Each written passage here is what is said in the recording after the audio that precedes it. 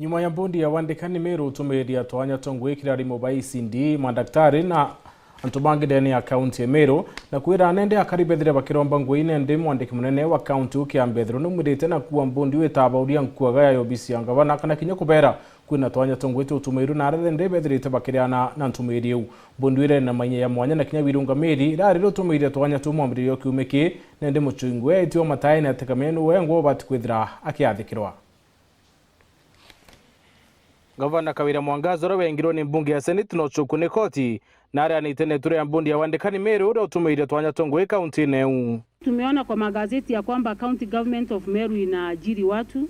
Sisi hatujajua kulingana na sheria the user department that is now from our side is supposed to kupatiana majina ya ama post ambazo tunahitaji kama upande wa department.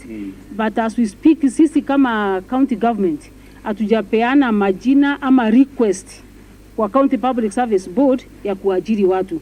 Kwa hivyo ile mnaona kwa mitandao ile inasunguka ya kwamba kuna watu zaidi ya 500 wanaajiriwa, hiyo haijatoka kwetu. Mwandiki wa county Kiambi Atheru awita utembeza cha kuandikana na Mbondi wetaba urie rutha. Ofisa wa finance hii mambo tunaongea atuambie kama kuna budget ama hakuna budget.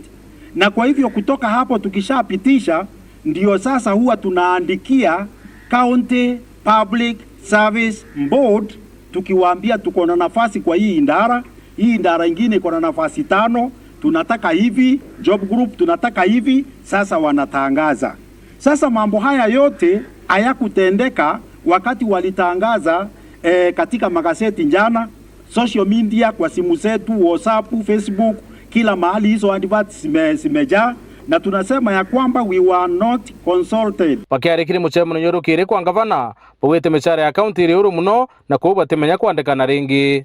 County Public Service Board is a small independent body that works under the public service. Na katika public service tuko na waziri ambaye amesimamia public service, tuko na chief officer ambaye amesimamia public service.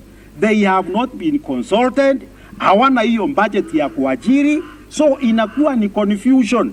Na hii ni mistake ilirudiwa tena last year wakati tulikuwa tunaajiri watu fulani, sitasema ni wagani. Hawa watu tunataka kuandikiwa na County Public Service Board na wenji mbili iko juu, wanataka tutoe pesa wapi? Atheru nkuluki awite ndi thirikari ya county menyana na kubatire kwandikanwa indi ti mbunge ya county ya Meru na itemenya kubangira urantu bakandikwa county neu. The entire executive is here.